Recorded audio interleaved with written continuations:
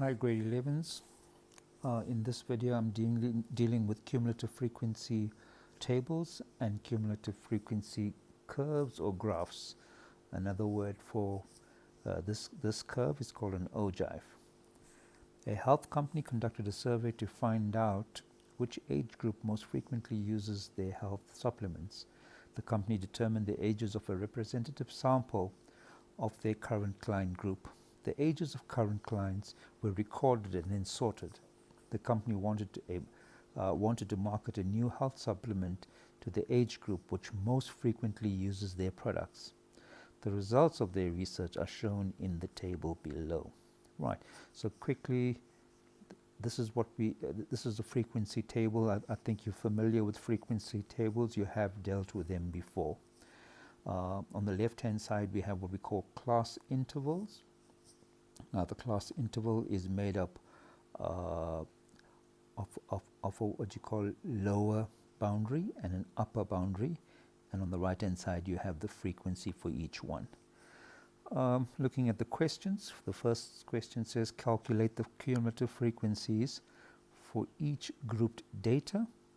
The next one, form the graph points for the cumulative frequency graph, and thirdly, draw the cumulative frequency curve or the ogive curve for this data. I'm going to deal with the first two. Okay, I hope you can see that. Right, now if you look at this carefully, you'll find that I have an extra class interval here. Okay, there's an extra class interval there.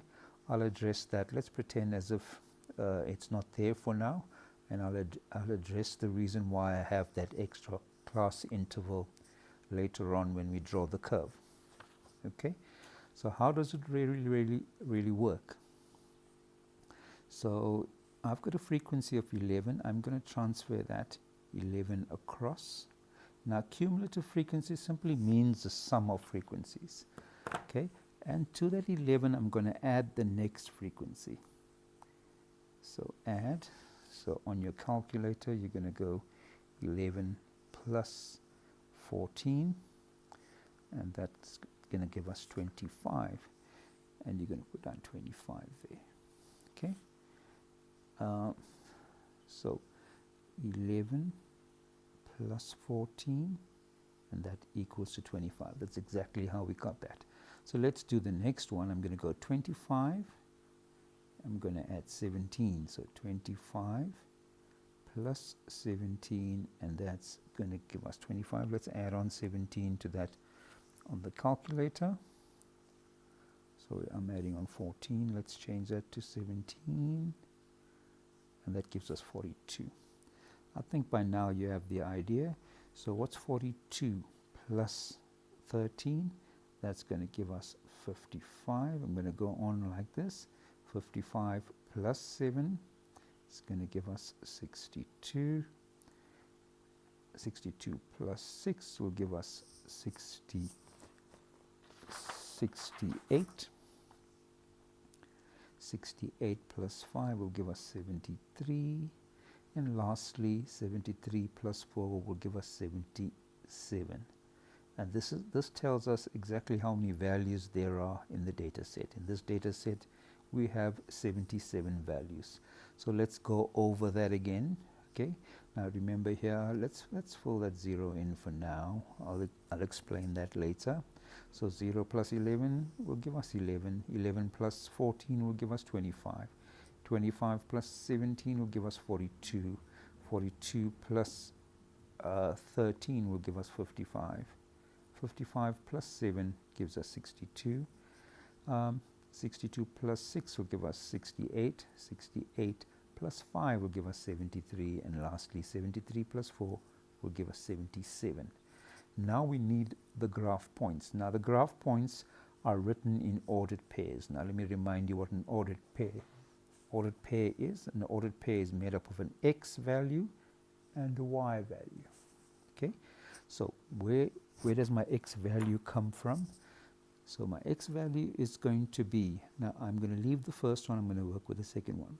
That's going to be my x value, and the frequency is going to be my y value.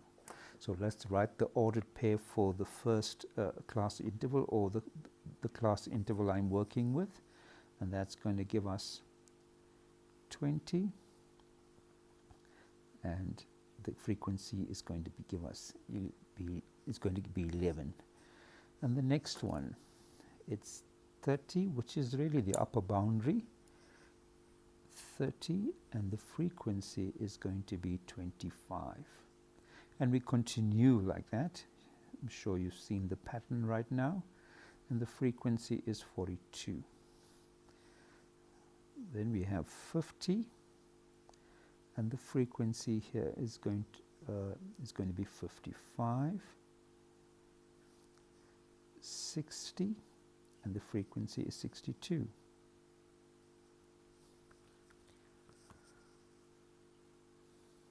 Then we have 70, and the frequency is going to be 68. Then we're going to have 80, and the frequency is 73. Lastly, 90, and the frequency is going to be 77. So I need to plot now these coordinates onto the graph. Okay, so let's do that. So let's hope my graph is fitting. There you are. Now it's fitting into the screen. Okay, so let's go about plotting. I've written the coordinates down at the side to make it easy for us to follow. Right, so I'm going to go 20, 11. So the age is 20, which is the x value. So on the x-axis, look for 20, and here you are. That's 20 down there. And 11, the y-axis is 11. That's 10 there, and 1 above that will be 11. Let's do that in red so it stands out. Right, 30 is 25. So there you go. 30, can you see 30 and 25? That's my point there. 40 and 42.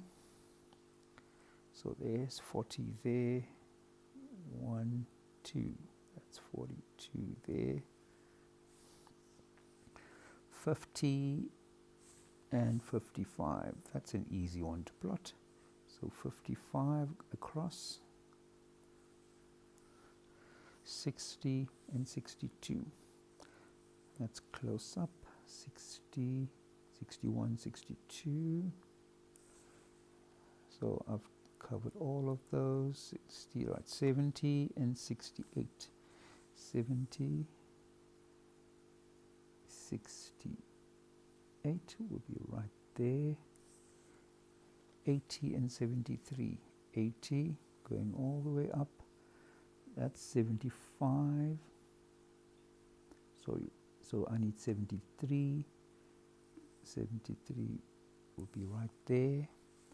And the last one is 90 and 77. So that's 75, 2 up. Now, there we go. All our points are plotted, and let's simply join this. Try and keep a steady hand and join all the points. Notice I'm not using a ruler because this is a curve.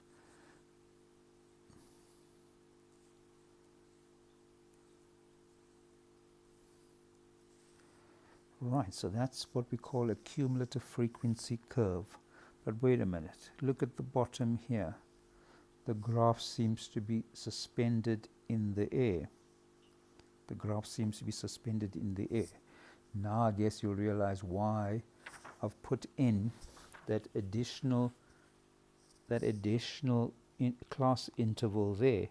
So that additional class interval is going to give me the point of 10 and 0. So it means that I've got to plot this point now, 10 and 0. Let's write it up here, 10 and 0, in order for me to what we call anchor or ground this graph. So 10 and 0 is there on the x-axis. So basically introducing introducing this class interval of 0. Notice that I've got 10 there, and I've created a new interval which is from 0 to 10. By introducing that interval and getting the graph points of 10 and 0, my cumulative frequency curve is now grounded. And that's absolutely important. Your curve must be grounded. Okay? That's it. This is how we draw a cumulative frequency curve.